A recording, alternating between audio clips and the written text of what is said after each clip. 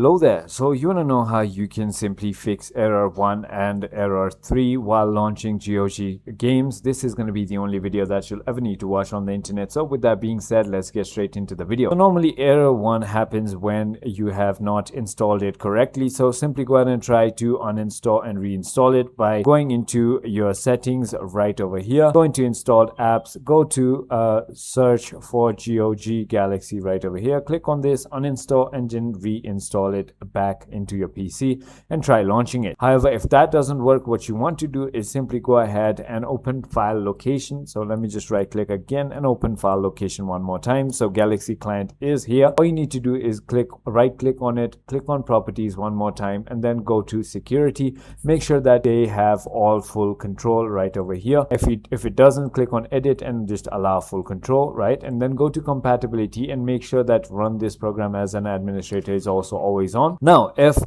it is error 3 that you're facing, then it should be because of your internet connection. So click on network and internet settings, go to Ethernet, and on DNS server assignment, click on edit and turn it from automatic to manual, and then turn on your IPv4. Put your preferred DNS to 8.8.8.8 and put your alternate DNS to 8.8.4.4, and simply go ahead and save it, and it is as simple as that. The other thing you can go ahead and do is simply go into your command prompt and run as an administrator and click on yes. Once you've done that, all you need to do is simply run this one single command, which is netsh space winsock space reset, and click on enter. So you must restart your computer in order to complete the reset, and that is it. It should be working. I hope this video was helpful to you. If it was, hit that like button, and I'll see you on the next one.